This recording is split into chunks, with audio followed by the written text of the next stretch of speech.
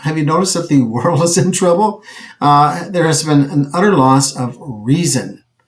Reason has gone out the window. Now, a friend of mine recently, I think it was a year ago, said, "Hey, you got to watch the movie What is a Woman?"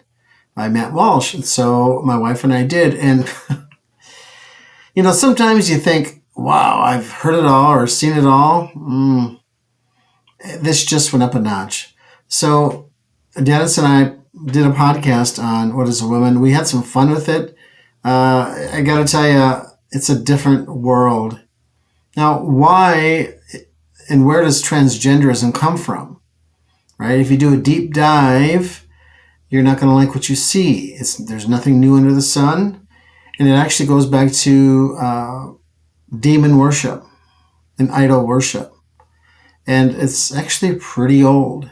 We think it's a brand new thing. No, it goes way, way, way back to antiquity. So without further ado, hey, enjoy this podcast.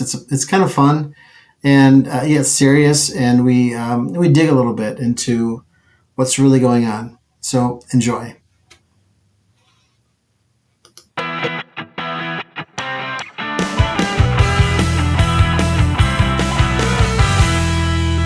Have we lost our minds? Feels like it. Have you lost your mind?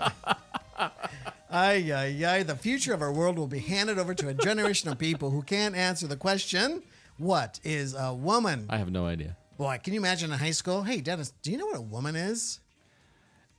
Going back to my high school days, I'd probably just put my head down and put my little nerdy glasses on and my headgear, and I'd just be like, I don't know. Don't talk to me. Hey, Glen, are you going to the prom this year? Yeah. Who's your date? You got to take a woman. What's a woman? Are we serious? Yeah. Okay, so we have to define this before we can ask. So I've been watching YouTube clips. I'm really a little behind in some of the social media stuff, and I don't do Facebook. And maybe 4 times a year I'll scroll and listen to some of the stories. And now there's these storylines, and these are 60-second clips or 30-second clips and reels. They're called reels. Okay, now. See, this is how far behind I am. And anyway, I saw this guy with a beard named Matt Walsh. Never seen him before. Kind of looks like you. Yeah, I'm a little better looking, to be honest. Sorry about that, Matt, but it is true. Anyway, he was asking these questions to these different, and I would say colorful people. I'll be a little whatever. And he was asking the question, so what is a woman? It's all colors of the rainbow, right? Well, there we go. Okay. There we go. By the way, we have to reclaim that rainbow as Christians, don't we? Oh, so bad. Why are we letting the homosexual crowd say that's ours? No, that's ours. It was ours first. Anyway, he was asking these people, what is a woman? And they can't answer the question. Can you answer the question? Can our listeners answer the question? Are they brave enough to answer the question? Well, I'm not a biologist. I have no right to answer that question, Dennis. You're a biological being. I am. But so what am I talking about? Well, the highest court in the land, everyone knows, is the Supreme Court in the United States of America, right? This newly appointed and confirmed Supreme Court Judge Jackson was asked the same question, what is a woman? And she said, I can't answer that question. When pushed by Senator, I think it was Blackburn, she said, what is a woman? She pushed her. She said, I'm not a biologist. I can't answer the question. And I thought, oh, no, I'm not a biologist. Dennis, I can't answer the question, what is a woman then? Correct? Well, what's a biologist? I guess I don't know anything. What is a biologist? This is a movie. You can actually watch this movie. I think it's through the Daily Wire. I've heard of the Daily Wire. Yeah, you have to subscribe to that, right? We just did, so we could watch this movie. I watched it an hour, it's about 90 minutes, hour and a half long.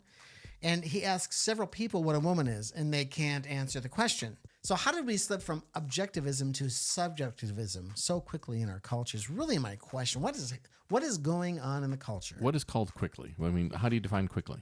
Quickly? Yeah, how do you define it quickly? Like, what do you mean quick?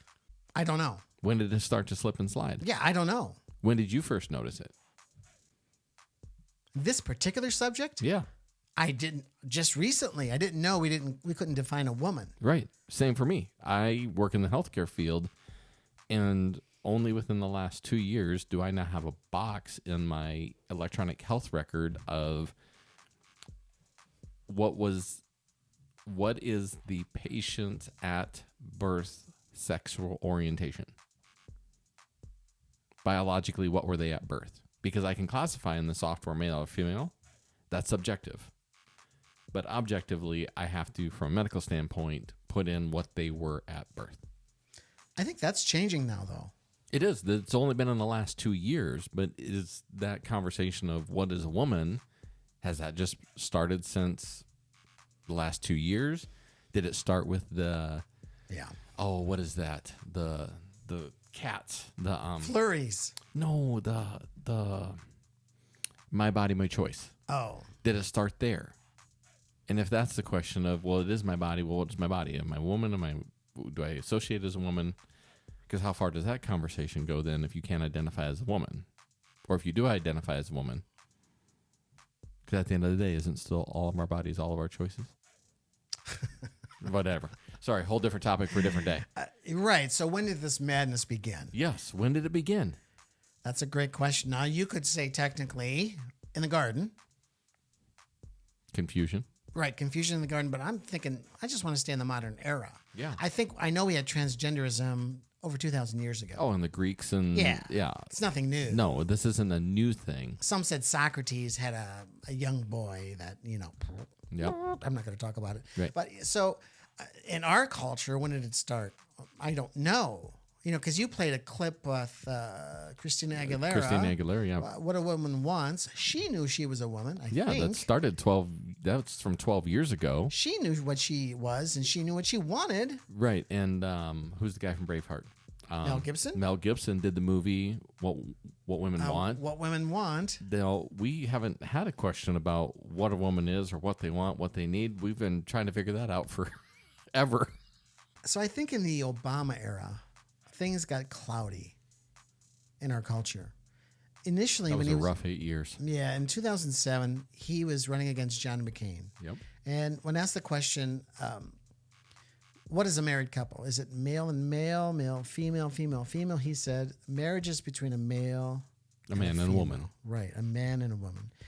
Well, he changed that a few years later, so he progressed, I guess. What else would you say? And so when he was running against Romney, he said, no, it could be homosexuals can get married and lesbian couples can get married. And then when he got reelected, the door to transgenderism opened. Yeah. And nobody saw that. Substantially. Nobody saw that coming. I didn't see that coming. I shouldn't say nobody, but did you see that coming? I did not. But we were also dealing with a whole new storyline of social injustice and Black Lives Matter, and then things that all lives matter. Like, when did it just become one color mattered? But that all become the forefront in the background of the conversations that we're having on general nighttime news and social media. And social media was still just coming out of its infancy back in 07, 8, 10, 12. It was pretty new yet in 07, 08. Yeah. Yeah. I mean, Facebook started, I think, 2002, 2003? Yeah, 2002, 2003, yeah. And then the iPhone came in 2007, I believe. And social media really took off. Yeah, I didn't get my first Apple phone until I had to give up my BlackBerry. I was a BlackBerry guy. Blackberries were hot. Oh, they were the you were a best. stud if you had a Blackberry. PDA, baby. Yeah. It wasn't a public display of affection. It was my daily planner, man. I was, It was all about great. it. So when did this happen then? What do you think? I think like all things, there's always things that are running and rippling through the subcurrents behind the scenes. And we only see what we focus on or what we're looking for. But in recent years, it feels like we've turned the whole spotlight on that stage and created mass amounts of confusion and conversation about something at the end of the day. You want to have babies and make more of you? You got to have two parts. Two parts make a whole. Anything outside of that doesn't work. That doesn't mean in 100 years we won't figure out how to clone legally and biologically, but right now, you want to make more baby people, you have to have a woman as biologically defined and a man as biologically defined. That's it. Yeah. There's not making any more of you. Years ago, now Saint John Paul II, the Pope from 1978 until 2005, he wrote a document called Familiaris Consortio. In it, he says it's male and female who have the right to marriage, and that every human person has a right to be brought up in a relationship with a mom and a dad. And I'm reading this thinking, well, yeah, of course. I mean, When did this become a question? duh. Right? Who would have thought years later we'd be struggling with this question? And here we are, struggling with, can a man and a man get married? Now, the Supreme Court in the United States says yes. But you think about something had to have happened somewhere in his tenure for that to be brought to his level of attention and necessary to publish a statement defining that. That's even the crazier thing, because that's 50 years ago. So what happened 30, 40, 50 years ago that the Pope said, wow, we're getting confused out here. I better clarify that everyone has the right to have a mother and a father. I don't know. I mean, you know, we had the free love movement, certainly, and maybe there was confusion there. But for John Paul to have to say the obvious makes you wonder. We live in small town South Dakota, and I love where I live, and I'm not influenced by LA and New York only through my television. Right. So, but I talk to normal people, work with normal people. Right here, as normal as we get. Well, yeah. I think they're normal, but again, that may be a subjective view. Yet, I didn't know what a trans person was until I watched Crocodile Dundee. Mm-hmm. Right? Yep.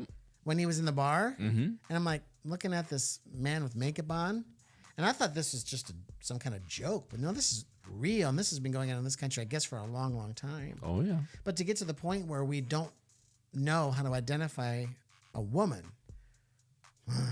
When did that start? But you know, I think this goes back into, I don't remember if it was a previous podcast that we talked about or if it was a sermon through our church fairly recently.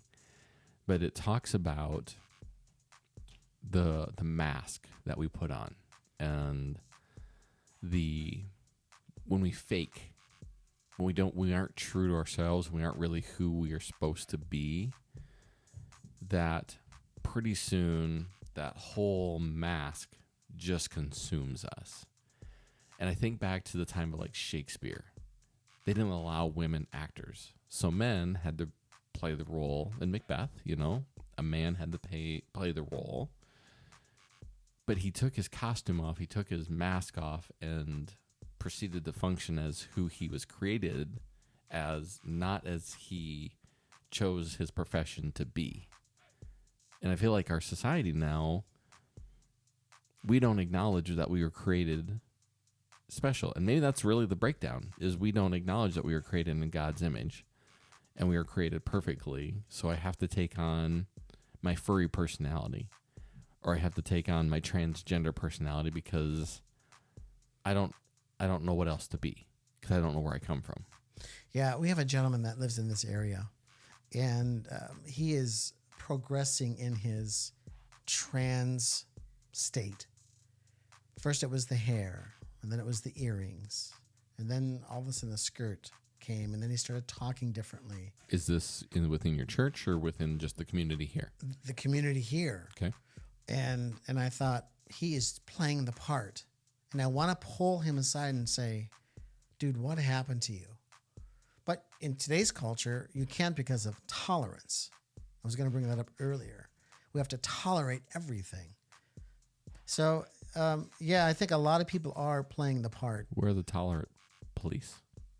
Am I going to get sent to the principal's room? We could get censored. We could. But they're not. See, YouTube's not tolerant. No. Neither is Facebook. Yeah, right. They don't tolerate what we're saying. Right. Yeah. It's not the narrative. So we're letting someone else, and again, no different than Christ guides and dictates us, or God's 10 commandments guide us. We're just letting something bigger than us guide and dictate your own logic and your own reason. So why don't you wake up and do your own logicking on this? What do you have to tolerate? Do I have to tolerate my kids screaming at the kitchen table? Sure can. Is that acceptable? Hell no. Well, some of the beginnings of this could be a gentleman by the name of Alfred Kinsey. He was the author of the Kinsey Reports, founded the Kinsey Institute for Research in Sex, Gender, and Reproduction. What would be the purpose, Dennis? First question, of an institute for research in sex, gender, and reproduction. I mean, just like sex education, how much education do we really need in sex education? I mean, unless you're looking for that perfect mix, because I'll be honest, we raise cattle and we get what's called a sire book every spring. And the sire book is all of the top bulls, studs, that we can breed our cattle to. Better genetics, height, weight, milk production, overall marbling within the meat, higher quality carcasses going to the marketplace because it feeds the country, it feeds the world. And I want to make sure that if I'm going to spend money on it, we can do this. And it's less expensive to buy a few straws of semen than it is to buy a whole bull. So it makes sense. I can selectively choose genetics, but somebody has to do the research to help pick out what genetics are best based on the data points. I mean, is that what we're researching? Are we trying to figure out how to create the perfect human? So why do we need an institute for research in sex, gender, and reproduction? I'm guessing to make sure you think about it the right way. Somebody's way. Right. Well, no, the right way. Okay, there it is. The right way. See, God, I'm trying to tell you, you got to think the right way. Because this institute, if you will, is sort of countering or challenging the Catholic Church or Christianity, male and female, right? Of course. It's challenging it. So you need an institute if you want to challenge the Christians, because the Christians are bad and they're against what we're up to. We shouldn't have to be subject to a God and be obedient to a God. Go ahead. But at the root of it,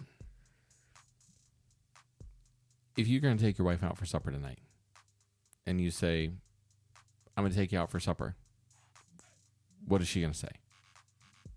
You bet. Okay, she's going to go. My wife would, first question she'd ask is, where are we going? And if I didn't tell her that we were going someplace, she would say no, because she wants clarity, because clarity makes the decision easy. Confused minds will always say no to something. If you're confused about, is it male or is it female? We just shut down. We don't want to engage in the conversation. If it's, well, do you want the 6-cylinder or the 4-cylinder engine? Like, which one do you want? Well, I don't know. I don't know anything about engines. Just tell me which one gets better gas mileage. We're always going to default to a question that's easier that we want to answer. But if we can create confusion, we're going to say no. We're going to say no to the church, and we're going to say no to anything else. But in saying no, because the church is intolerant, we're not loving enough, we're not caring enough, whatever. Now the devil's won. God has created the division. The devil's created that division and pulled you away from your community, away from your fellow believers. He's pulled you away, and that's the win, to make you feel alone, right? Exactly. And aloneness is the worst thing for the human person. You know, I really like Jordan Peterson, and he fields a lot of feminist questions, and they seem to corner him. You know, and this one 35-year-old said, you know, I've had a great career. I'm at the top of my game. And she said, I don't feel a need to get married and have children. And he says, when you get to be 45, it gets pretty damn lonely. And there's no response to that. It's so interesting. I want to go a little deeper with this Alfred Kinsey. Okay. This gets, I almost don't want to, but I think I need to. Alfred Kinsey suggests children are sexual from birth, which I'm not sure what he means by that, but I do. I suspect he means children are sexual from birth and true happiness. Now, true happiness is found in sexual experimentation. So we're sexual beings, right? Beings. Mm-hmm. He used data. Where did he get the data from? He used data from convicted felons. This is the source of his information. And he documented orgasms from children, right? So as someone in the field of medicine, you're in the field of medicine, why is this institute so important? What is he getting at here? All I can say is it's a perversion of the human being or the human existence. And it's a way to rationalize or justify a question that he has that I don't think society has. But if he can create the question or the need, he wins. Because it's irrelevant to a full conversation of where's happiness found. Well, happiness is found in the life well lived. This just seems really distracting, confusing, maybe is a better word. Well, I'm a married man. You're a married man. I know a lot of married gentlemen. And to say that we are sexual beings is true, but what percentage of the time are we engaging in conjugal activity in matrimony? Right. 1%? Less than 1%? I mean, to say that that's all we are, and really at the core of matrimony is friendship. And I think his conclusions are wrong. True happiness is not found in sexual experimentation. I think true happiness is found in intimacy. And intimacy is that ability to take all of your costume off, take all of your preconceived notions, the internal self-talk, the self-doubt, the self-perversions, and you can be authentic. And we find in marriage that our spouse is that one person that we can be truly intimate with. Now, you want to call that experimentation? That sounds like a perversion on words. Yeah. To me. Yeah. I don't know what our listeners think, but Yeah. I'm welcome to the discussion. I totally agree with you. I want to move on to another person that Matt Walsh brought up. So he did talk about Alfred Kinsey, and Matt Walsh also talked about this next gentleman, John Money. Money, money, money. Do you know who John Money is? I don't. Well, I don't know much. Sounds like made up. Yeah, watch the movie, ladies and gentlemen. John Money, he's a psychologist and professor, and he coined the phrases gender identity and gender roles. Now, he had a theory that a boy can be raised as a girl and vice versa. And he was actually able to test this theory on the Reimer twins. Now, I don't know what state they were born. I think This sounds all made up. Reimers and John and money. I mean, it's like... It's not. It's true story. 1965, this couple, the Reimers, had twin boys, and they had them circumcised, and the circumcision went bad. Something happened with the machine, whatever they're using. And John Money steps in and says, no problem. It's just we can do some surgery and raise him as a girl. And so they did. And they did sexual experimentation amongst the two brothers, one being a boy and one being a girl now after all the surgery was done, up until they were 10. And John Money says this was a success. Now, did it bear fruit?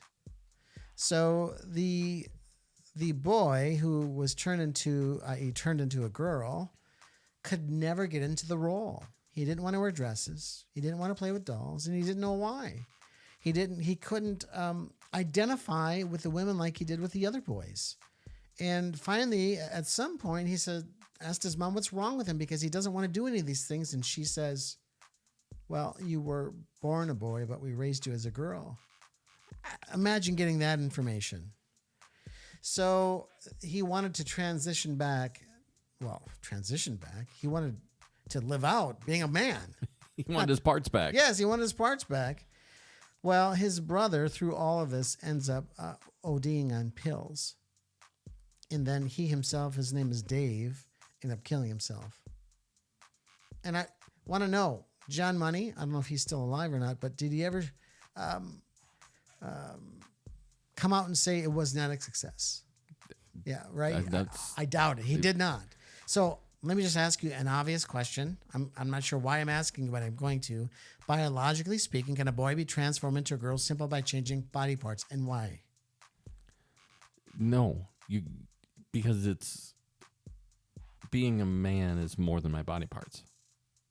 Being a man is my physical strength. It's my mental fortitude. It's my how I walk, how I talk. It's all the things that are psychological, physiological, and biological.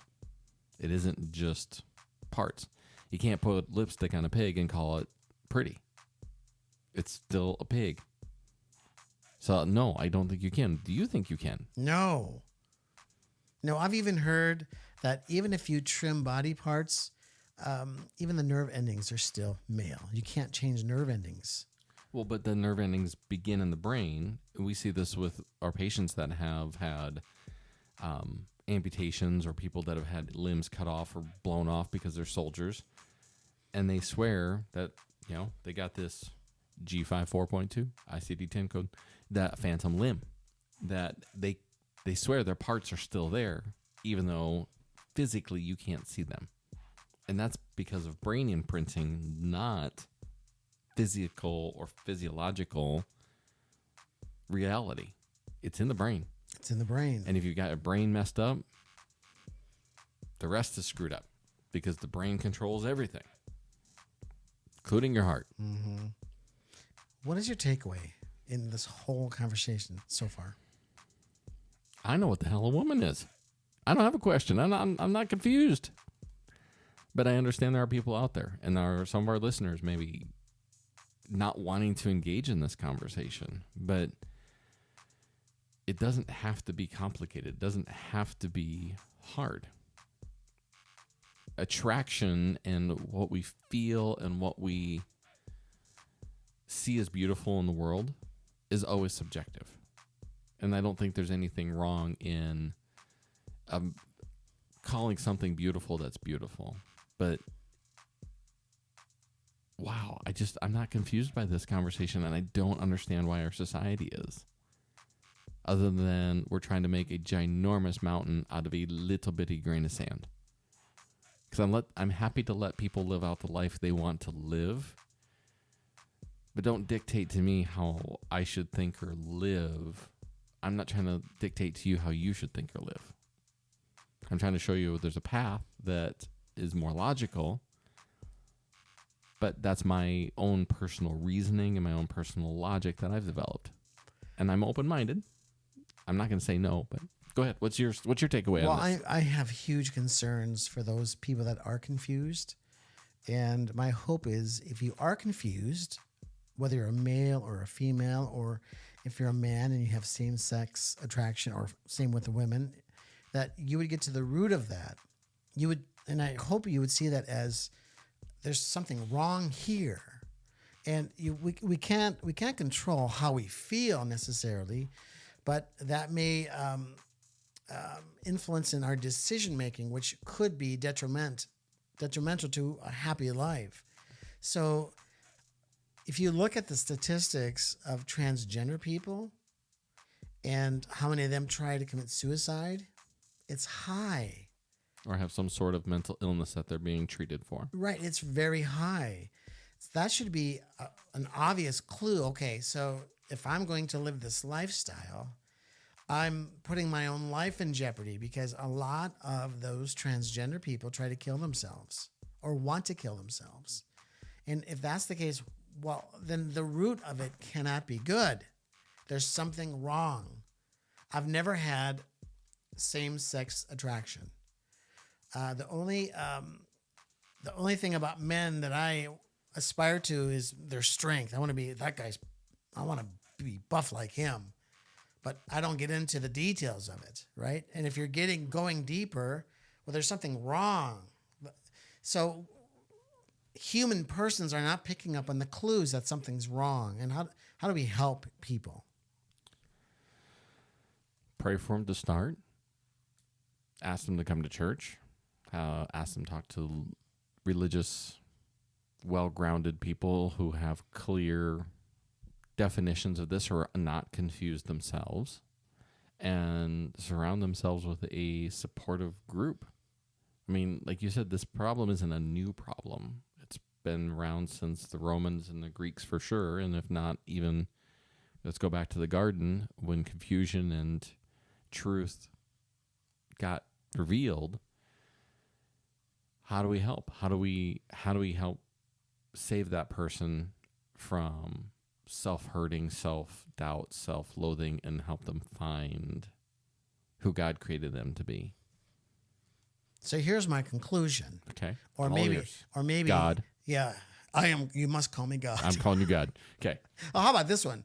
I am a frog, and you must call me Toad from now on. I Got like it? God better. Yeah, I like that one too. Okay, conclusion. Go to church. You said it.